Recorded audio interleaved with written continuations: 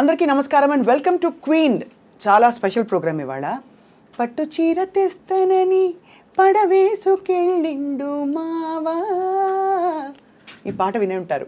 పట్టు చీర తేవడానికి ఎక్కడికి వెళ్ళాలి అంటే, ఇప్పుడు నా ఫ్రెండ్ సర్కిల్లో నేను చాలా విన్న పేరు ఏంటంటే రామీ సిల్క్స్. కారణం ఏంటంటే, బంధాలు మంచివన్నీ ఎలా ఉండాలి అంటే మంచిగా మన్నే 10 కాలాల పాటు ఉండే పట్టు చీరలా ఉండాలి అని అంటూ ఉంటారు పెద్దవాళ్ళు. సో ఇవాళ మనం రామీ సిల్క్స్ ఫౌండర్ అండ్ ఈ వృత్తిని కేవలం ఊరికే ఆషామాషిగా కాదు, తన ప్యాషన్ కొద్దీ ఎంచుకున్న కళ్యాణి రెడ్డి గారితో మాట్లాడబోతున్నాం. చీర విలువ ఏమిటి, పట్టు చీర విలువ ఏంటి ఆవిడకి చాలా బాగా తెలుసు. ఎందుకంటే 20 సంవత్సరాలు కార్పొరేట్ ట్రైనర్గా ఉండి కార్పొరేట్లో వర్క్ చేసిన తర్వాత ఇది కాదు కదా, నా మనసుకి ఇంకేదో కావాలి అని అనుకుని రామీ సిల్క్స్ని స్థాపించి ఇక్కడే మన హైదరాబాద్, ఐ థింక్ బండ్లగూడలో ఉన్నట్టుంది షోరూమ్. అక్కడ తన అన్ని రకాల పట్టు చీరల్లో ఎక్స్పర్ట్ అయ్యారు. అండ్ తన జర్నీ ఎలా ఉందో కనుక్కుందాం. Kalyani garu, thank you so much for joining us. Thank you so much Swapna garu. It's an honour actually. I really feel honored to be sitting next to you and to be interviewed by you. Thank you. నాకు కూడా ఎంత సంతోషం అంటే, బట్టల పిచ్చి అందరికీ ఉంటుంది. అందులో ఇలాగ మీరు ఒక ట్రెడిషన్ని, ఒక వీవ్ని తీసుకుని ఒక జనరేషన్కి అందించే ప్రయత్నం చేస్తున్నారు.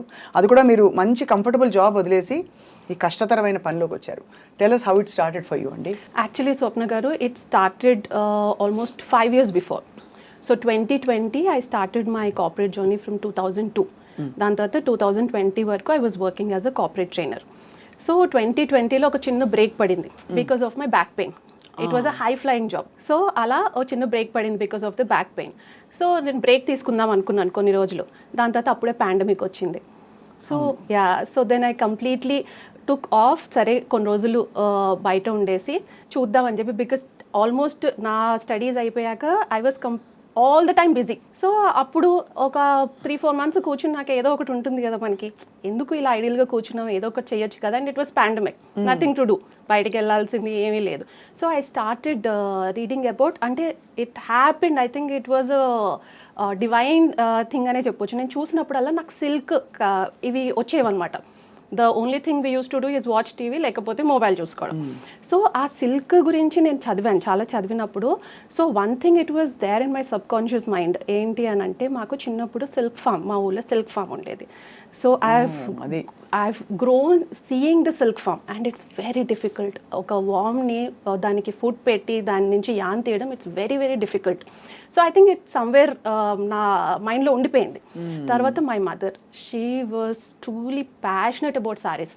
తన దగ్గర చాలా, అప్పట్లో ఏంటంటే ఇన్ని స్టోర్స్ ఉండేవి కాదు. సో ఇంటికి చీరలు వాళ్ళు వచ్చేవాళ్ళు. ఎనీ టైప్ ఆఫ్ పట్టు sorry she use to grab. And అప్పట్లోనే ఆల్మోస్ట్ 30 years బిఫోర్ తను మైసూర్ సిల్క్ సారీస్ కట్టి మళ్ళీ దాన్ని కలర్ చేంజ్ చేసుకొని డైయింగ్కి పంపించి మళ్ళీ కట్టేవాళ్ళు. So I learn sustainability there. So అలా అవన్నీ కనెక్ట్ అయ్యాయి అనమాట. I was started connecting the dots and then I started కొన్ని కోర్స్ చేసేసి తర్వాత సిల్క్ మగ్ ఇండియా గురించి బాగా చదివేసి, why shouldn't I get into this, because weaving అన్నది మనకు చాలా ఇబ్బంది పడ్డారు. సో నేను ముందు వెళ్ళినప్పుడు కూడా సో వీవర్స్ వాళ్ళ ఇబ్బందులు అది నేను చూశాను.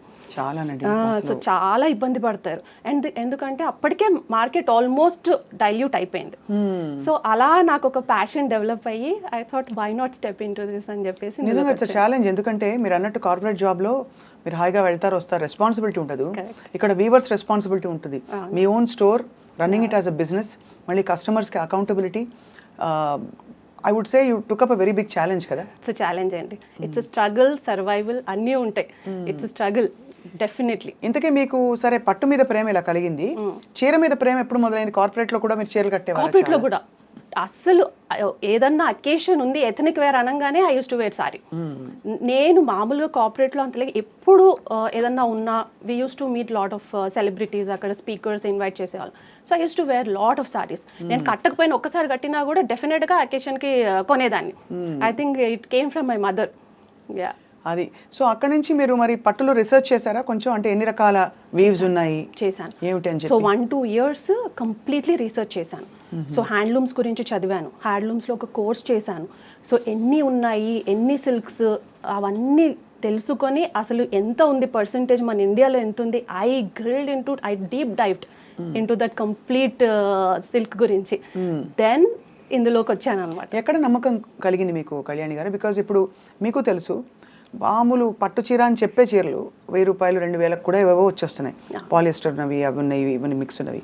సో నేను ప్యూర్ పట్టు అందిస్తాను, అది దానికి డెఫినెట్గా ఒక ఆదరణ ఉంటుందని ఎలా కలిగింది మీకు నమ్మకం? యాక్చువల్గా నేను కట్టే ఫేజ్లోనే స్వప్న గారు I got couple of silk saris. అది ఏమైంది, నేను వాష్ చేసినప్పుడు ఇదేంటి డ్రై వాష్కి ఇచ్చినప్పుడు ఆ స్టిఫ్గా అయిపోవడము, కలర్ బ్లీడింగ్ అంటే సమ్టైమ్స్ ఇట్ హ్యాపెన్స్ అనుకోండి, డార్క్ కలర్స్ ఇది అవుతాయి, కానీ ఆ స్టిఫ్గా అయిపోవడము, అది పోగులు లేసి వచ్చేయడము, సో అలాంటివి చూశాను. ఎందుకంటే మా మదర్ ఆల్మోస్ట్ 50 years 30 years నుంచి చాలా శారీస్ ఉన్నాయి, అవి ఎప్పుడూ అలా కాలేదు. ఎందుకు ఇలా, ఈజ్ ఇట్ రియల్, ఇలా సిల్క్ శారీస్లో ఇలా ఎందుకు ఉంది అన్నది ఒకటప్పుడు స్ట్రైక్ అయింది. బట్ అప్పుడు నాకు అంత టైం లేదు. దాని తర్వాత ఓకే, సిల్క్ అన్నది ఏంటి, ప్యూర్ బై ప్యూర్ అంటే ఏంటి, ప్యూర్ జరీ అంటే ఏంటి, హాఫ్ ఫైన్ జరీ అంటే ఏంటి, టెస్టెడ్ జరీ అంటే ఏంటి, అన్నీ తెలుసుకున్నాక ఓకే ఇలా ఉంటుందా అని చెప్పేసి now I really feel that ఇది సిల్క్ అన్నది ఏంటి, వీవింగ్ అన్నది ఒక ఆర్ట్. తప్పకుండా it's a craft and it's an art. ఇప్పుడు నేను ఒక శారీ చూస్తే దాన్ని ఇమ్మీడియట్గా పక్కన పెట్టను. I don't feel it as a mere saree.